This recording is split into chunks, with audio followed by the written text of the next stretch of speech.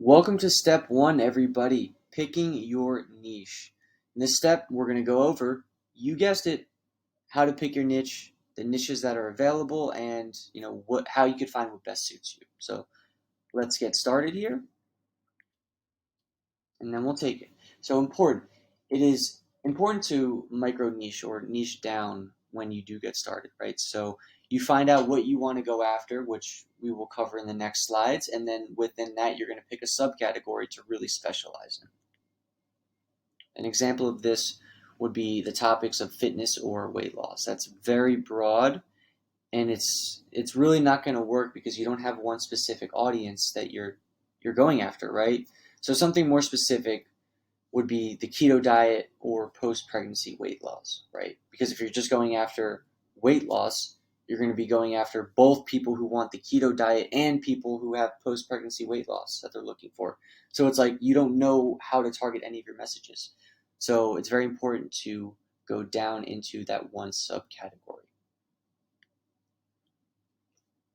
So with that being said, the more you do niche down, the higher your chance of success because you know your customer better, right? Especially as a beginner, it's better to get highly targeted because there's much less competition there and you can relate more with that audience.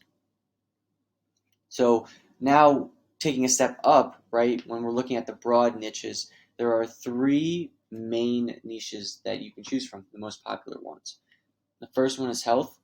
So that would be post-pregnancy weight loss, keto diet, bodybuilding.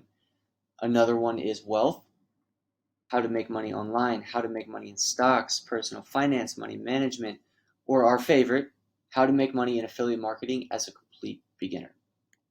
Another one is relationships within that, how to get over your ex, how to find a girlfriend or boyfriend, how to talk to the opposite sex. So you see how there's three broad categories and then a bunch of subcategories in each that allow you to get more targeted, right? Because, when you see relationships, if you're putting out content, what content do you put out? But if you see relationships and then you see how to get over your ex, then you have a much better idea of what content you should be putting out if you're only looking for those people who are trying to get over an ex.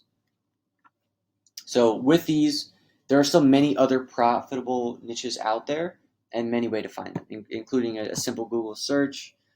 There are many, many more that you can take a look at.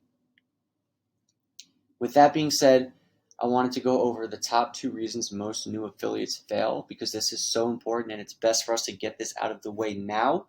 So throughout your journey, every time you feel like quitting or giving up or you can take a look back at this particular slide and know that, there is success. So the first one is lack of interest. If you're not at least semi into what you're trying to promote, it'll be hard to convince an audience on making that purchase. That's the first thing. And that's obvious, right? Because if you're trying to sell something, so to speak, because that's ultimately what you're doing, how are you going to sell something that you're not interested in because you know nothing about it, right? Like, for example, I couldn't sell makeup because I really don't know anything about it. I don't know the details of it, right? But, like if someone was like, why should I get an iPhone over an Android? I'd say, because the user interface is so much better as a consumer, especially if you don't have either. It's much easier to learn how to use an iPhone. It's, a very smooth process. Like I can just do it flows, right? So if you're not interested in it, it's not going to flow. And also, continue long enough to make money or avoid burnout in promoting it or in building a brand around it, right? Because if you're not interested in it, then you're going to be looking for every excuse to exit. So those are 2 important things. Another one is lack of consistency. Affiliate marketing, as is any business, is a marathon and not a sprint. So ask yourself this: if you give up before you see results, how do you expect to see results?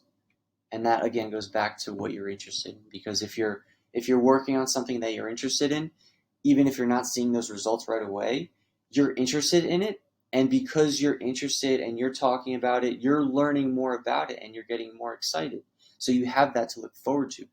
Whereas again, like for example, if I was doing makeup, I don't know anything about it, so me learning more about makeup isn't really interesting to me. It's just like, oh, I have to do this because if I give up, then how do I expect to see results? But if I'm interested in something, it's much easier to do that. So these are just things to take into account as you're going about your journey.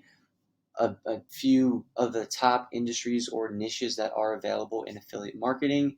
And the beauty of this industry is that you have anything, you have the world to choose from. So I hope this is helpful. And again, reiterating, be sure to pick something you are interested in. And even more important, almost as important actually, make sure your niche is something that people do spend money in. So, for example, if you wanted to go after people who like underwater basket weaving, the 7 people in the world that like underwater basket weaving are going to be so hard to find that it's probably not going to be worth it. Whereas, the 700 million people in the world that are interested in the keto diet, right?